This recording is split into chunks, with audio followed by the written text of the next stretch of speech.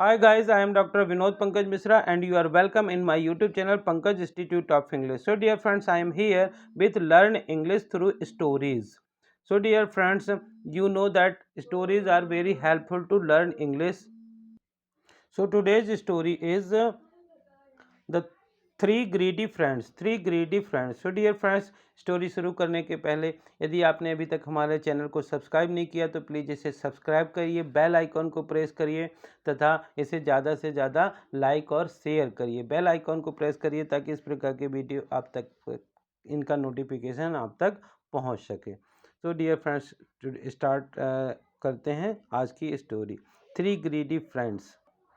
Once three friends set off on a journey. एक बार की बात है, तीन दोस्त यात्रा पर निकले। सेट ऑफ मतलब निकलना, ऑन ए जर्नी मतलब यात्रा पर। As they were passing through a jungle. तो डियर फ्रेंड, जब हम कोई भी स्टोरी सुनते हैं तो उसमें कुछ नए नए से वर्ड्स आते हैं जिस कारण से हमारी वोकैबुलरी मजबूत होती है। जैसे as they were passing through a jungle, through मतलब होता है से होकर के। तो as they were passing through a jungle, जब वो जंगल से होकर के गुजर रहे थे they found a bag full of gold coins.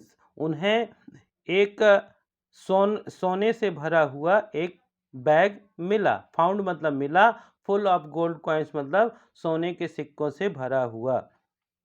They agreed to share the treasure. Treasure मतलब होता है संपत्ति, दौलत। तो दे एग्री मतलब राजी होना। वे राजी हो गए किस चीज़ के लिए कि उस संपत्ति का वो लोग बंटवारा कर लेंगे, बांट लेंगे। शेयर मतलब बांटना।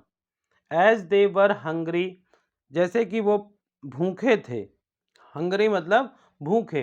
एज दे वर हंग्री, वो भूखे थे। One of them went to nearby village to fetch food. One of them उनमें से एक, वेंट मतलब गया, टू नियर बाई मतलब पास के गांव में, टू फेच मतलब लेकर के आना, फूड मतलब भोजन। उनमें से एक पास के गांव में भोजन लाने के लिए गया। गो मतलब जाना, वेंट सेकंड फॉर्म होता है। The other to remained at the spot to guard the treasure. और जो दो लोग थे, रिमेंड मतलब बचे हुए जो दो लोग थे वो उसी स्थान पर, एट द स्पॉट मतलब उसी स्थान पर, टू गार्ड द ट्रेजर उस संपत्ति की रक्षा करने के लिए रुके। ही एट, और जो वो आदमी वन फ्रेंड जो खाना लेने के लिए गया था, he ate to his fill. Ate to his fill मतलब पेट भर के खाना, भर पेट खाना। He ate to his fill, उसने भरपेट खाना खाया। An evil thought came to his mind. Evil मतलब बुरा, एन इविल थॉट मतलब विचार, केम टू मतलब आया, टू हिज माइंड मतलब उसके दिमाग में एक बुरा विचार आया। Thought he wanted to have the whole treasure. वह वांटेड मतलब चाहता था, हैव मतलब अपने पास, होल ट्रेजर मतलब पूरी संपत्ति। वह चाहता था कि जो पूरी संपत्ति है, पूरा बैग है, गोल्ड कॉइन से भरा हुआ बैग है, वो उसी का हो जाए। तो उसने क्या किया, he mixed up some poison with food. Mixed up मतलब मिला देना, सम मतलब थोड़ा, पॉइजन मतलब जहर, विथ फूड मतलब भोजन के साथ। तो उसने भोजन में थोड़ा सा जहर मिला दिया। और इधर दूसरी तरफ क्या होता है, his two friends thought of the dividing the treasure between themselves. His two friends, उसके दोनों दोस्तों ने, थॉट मतलब सोचा, डिवाइडिंग मतलब बांटने का, द ट्रेजर मतलब संपत्ति, बिटवीन मतलब दो लोगों के बीच में बांटने के लिए बिटवीन का यूज करते हैं, बिटवीन देम सेल्व। तो इधर जो दोनों फ्रेंड्स बैठे हुए थे उन लोगों ने सोचा कि क्यों ना हम इस संपत्ति, ये जो गोल्ड कॉइन्स हैं, उनको दो लोगों में आपस में बांट लें। They decided to kill him, तभी उन लोगों ने निश्चय किया कि, डिसाइड मतलब निश्चय करना, they decided to kill him, kill मतलब जान से मारना। उन लोगों ने निश्चय किया कि इसे हम जान से मार देंगे। They pounced on him, pounce मतलब होता है झपट्टा मारना, झपटना। दे पाउंस्ड ऑन हिम, वे दोनों उस पर झपट्टा मारे। As soon as he came back, जैसे ही वह वापस आया। केम बैक मतलब वापस आया, और एज सून एज मतलब जैसे ही वह वापस आया, दे पाउंस्ड ऑन हिम, उन लोगों ने उस पर झपट्टा मारा।